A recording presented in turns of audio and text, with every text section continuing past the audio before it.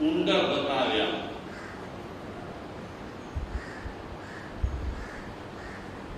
પેલા પ્રકારના ઉંદરો જમીન ખોદી ઘર બનાવે, પણ એ ખોદેલા ઘરમાં રહે નહીં. આ પેલા પ્રકારના ઉંદરો. બીજા પ્રકારના ઉંદરો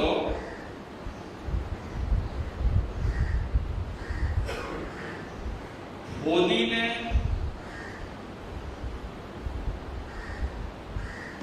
ઘર ન બનાવે, ખોદીને ઘર ન બનાવે, પણ બીજાના ઘરમાં, બીજાના દરમાં રહી જાય. આ બીજા પ્રકારના ઉંદરો. ત્રીજા પ્રકારના ઉંદરો ઘર પણ બનાવે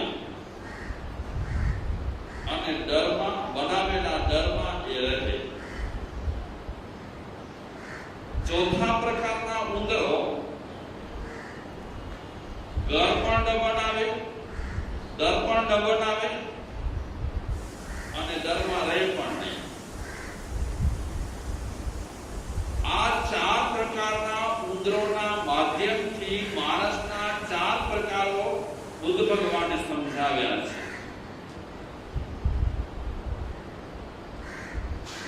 કઈ રીતે સમજાવ્યા છે? પહેલા પ્રકારના ઉંદર શું કરે? ઘર બનાવે પણ ઘરમાં રહે નહીં. તો પહેલા પ્રકારના માણસો છે એ શાસ્ત્રો વાંચે, શાસ્ત્રો સાંભળે, ગ્રંથો વાંચે, ગ્રંથો સાંભળે, પણ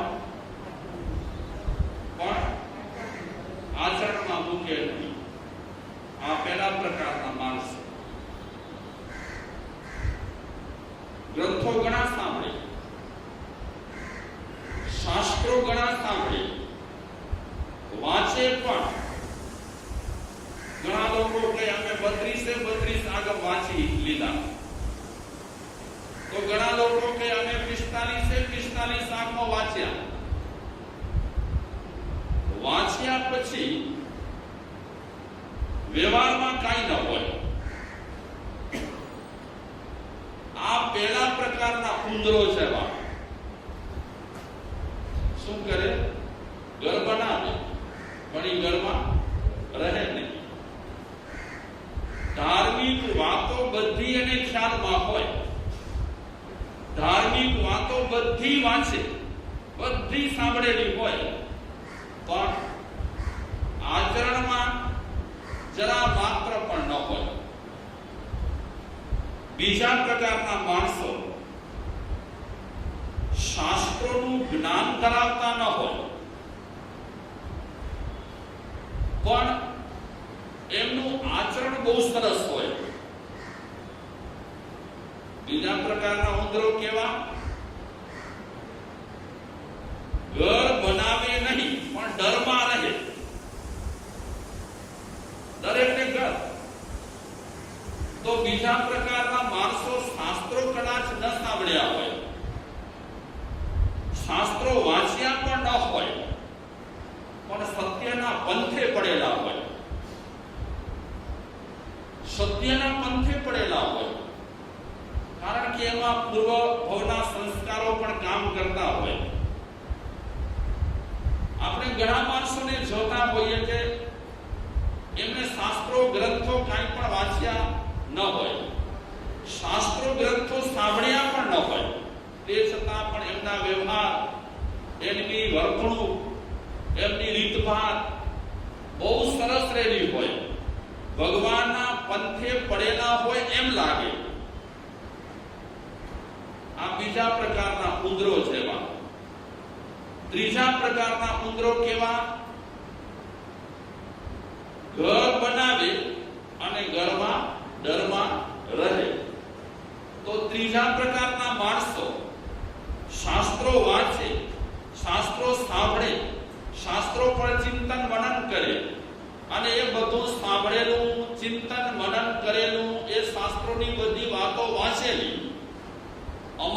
મૂકેલી હોય, સત્યના પંથે પડેલા હોય, પરમાત્માનો સાક્ષાત્કાર, આત્માનો સાક્ષાત્કાર કરવા માટે એમણે ખરેખર મક્કમતાથી પગ ભરેલા હોય.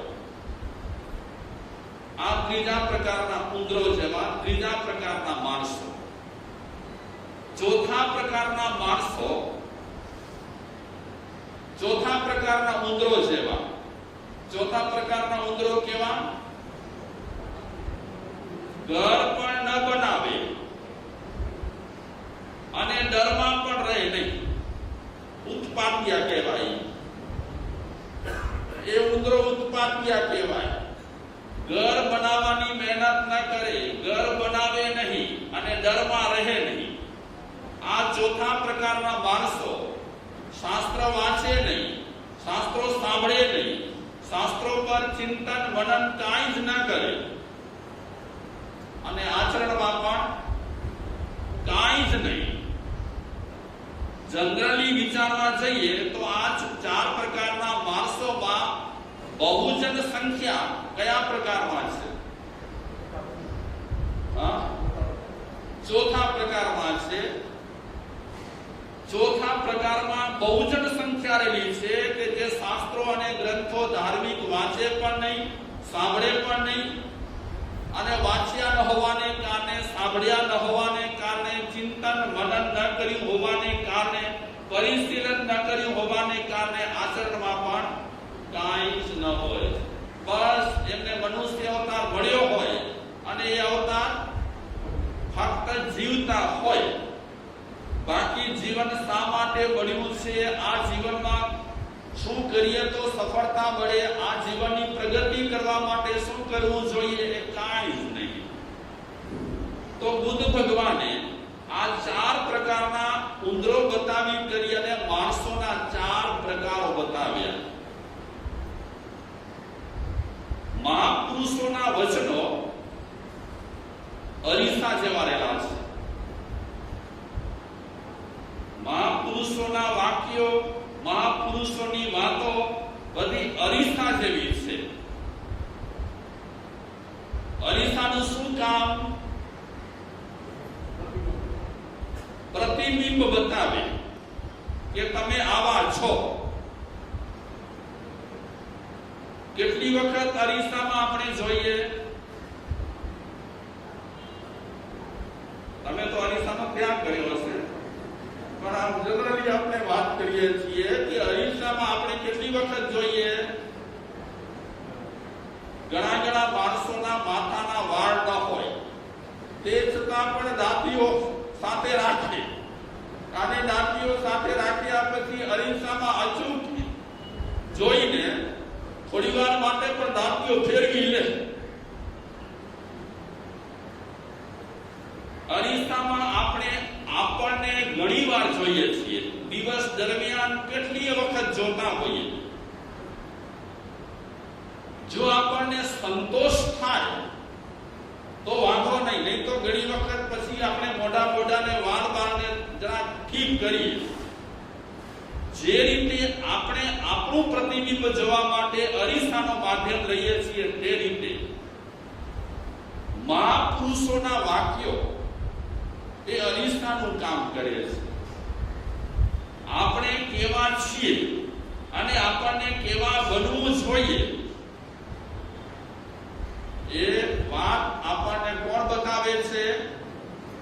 મહાપુરુષોના વાક્યો, મહાપુરુષોના વચનામૃતો, મહાપુરુષોનું ચિંતન અને મહાપુરુષોના સુવાક્ય આપણને બતાવે કે અત્યારે તમે કેવા છો અને હવે કેવા બનવા જેવું છે.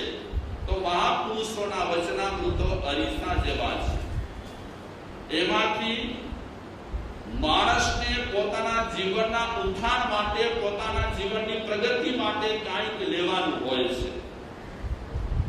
જે રીતે મેં ચાર પ્રકારના ઉંદરોની વાત કરી અને એ ચાર પ્રકારના ઉંદરોની વાત કર્યા પછી આપણે ચાર પ્રકારના માણસોની વાત કરી, તે રીતે માણસોના બીજા ચાર ભાગ છે. જાણે ખૂબ પણ જીવનમાં જરાય નહીં.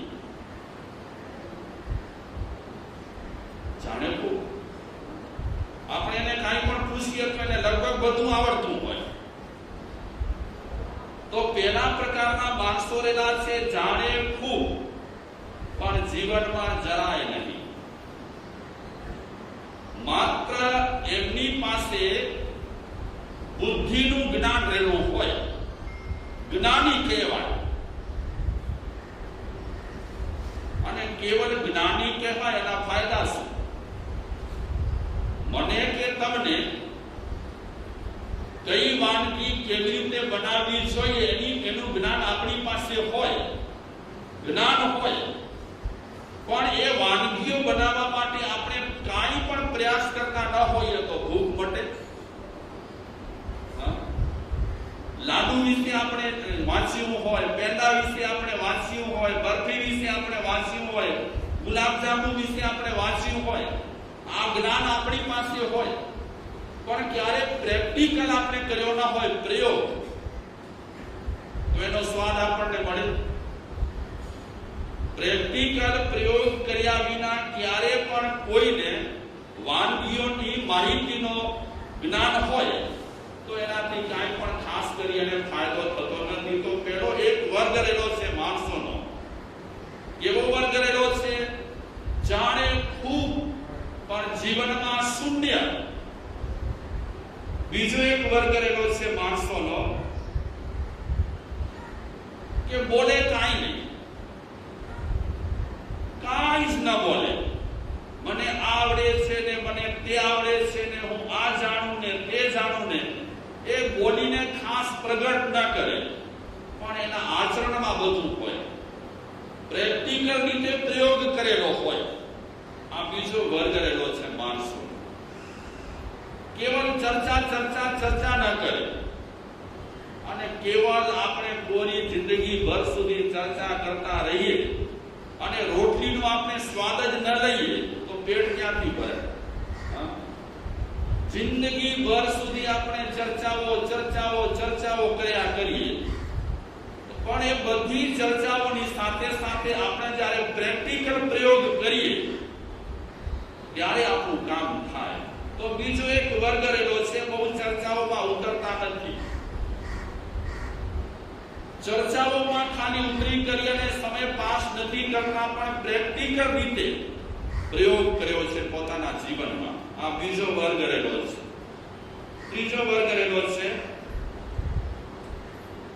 કે એમની પાસે જ્ઞાન પણ છે અને જ્ઞાનની સાથે સાથે પ્રયોગ પણ છે.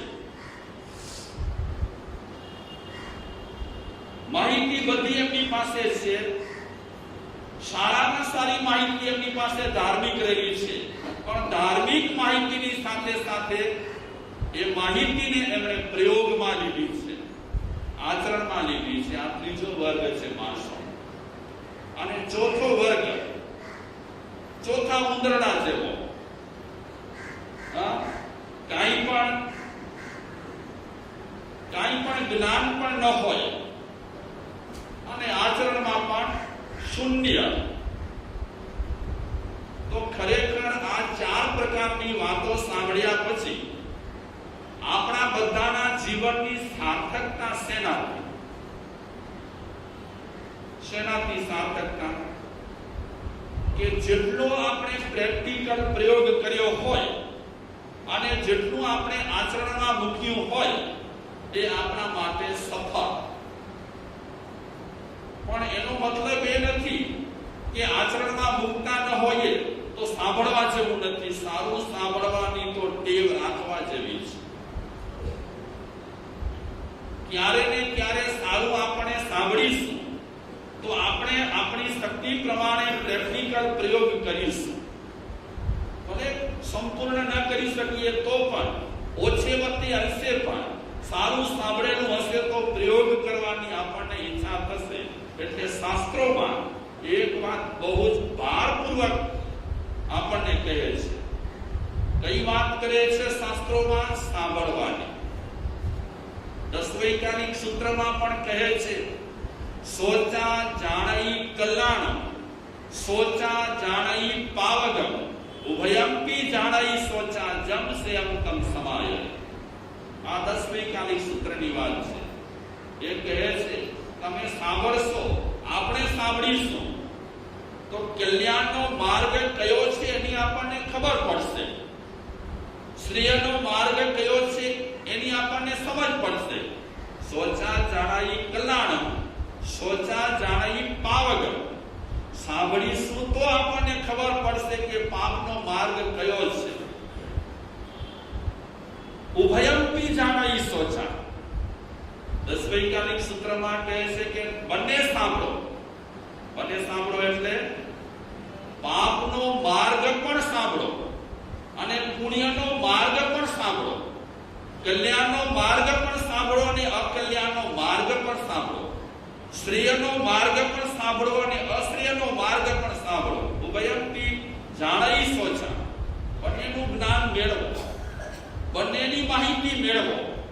જમ સેયમ તમ સમાય. પછી કયા માર્ગે જવું તમને ખબર પડી ગઈ. આપણે જાણી ગયા કે શ્રેયના માર્ગે જશું તો આપણો મંગળ છે, શ્રેયના માર્ગે આપણે જઈશું તો કલ્યાણ છે. આપણે આપણો માર્ગ નિશ્ચય ક્યારે કરીએ? બંને માર્ગનું જ્ઞાન આપણી પાસે હોય, બંને માર્ગની સમજણ આપણી પાસે હોય તો પછી આપણે ફાઇનલ કરીએ કે આ ખરાબ માર્ગ છે અને આ સારો માર્ગ છે. ખરાબ માર્ગે જવા જેવું નથી. કયા માર્ગે જવા જેવું છે એ આપણે આપણી બુદ્ધિથી ફાઇનલ કરવાનું છે. અને બુદ્ધિથી ફાઇનલ કર્યા પછી શ્રેયનો માર્ગ આપણને સારો લાગે, અને શ્રેયનો માર્ગ તો સારો જ છે. શ્રેયનો માર્ગ આપણને સારો લાગે તો એ શ્રેયના માર્ગ માટે આપણને પ્રયાસ કરવાનો છે, એ માર્ગે આપણને જવાનું છે. ભગવતી સૂત્રમાં પણ સાંભળવા માટે કીધું. સમણે નાણે વિજ્ઞાને પંચખાણે સંજમે. આ ભગવતી સૂત્રની ગાથા રહેલી છે. એ ભગવતી સૂત્રમાં પણ કહે છે સમણે નાણે વિજ્ઞાને. તમે સાંભળશો તો જ્ઞાન થશે, જ્ઞાન થયા પછી વિજ્ઞાન થશે, અને વિજ્ઞાન થયા પછી તમે આગળ આગળ આગળ વધી શકશો. પછી તમને પંચખાણ કરવાની, વ્રત નિયમ કરવાની પણ ઈચ્છા થશે, અને પછી તમને મર્યાદામાં રહેવાની પણ ઈચ્છા થશે. પછી તમને સંયમ સ્વીકારવાની પણ ઈચ્છા થશે. દસવૈકાલિક સૂત્રમાં જેમ સાંભળવા માટે મહત્વ આપ્યું, તેમ ભગવતી સૂત્રમાં પણ સાંભળવા પર મહત્વ આપ્યું. અને એક અંગ્રેજી સુવિચાર છે, એમાં પણ કહે છે hear much but speak little. hear much, Ramanbhai, hear much એટલે સાંભળો ઘણું, but speak little, બોલો થોડું. જીભ મળી છે એટલે બોલવાના તો છીએ જ આપણે, પણ ક્યારે કોઈ ઠેકાણે આપણને સાંભળવા માટે સારો યોગ મળ્યો હોય તો તે સમય દરમિયાન જીભને શું રાખવાની? બંધ રાખવાની. મોઢાને બંધ રાખવાનું અને કાનને ખુલ્લા રાખવાનું. અને આખો કવિ તો કહે છે, ખબર છે તમને આખા કવિની વાત?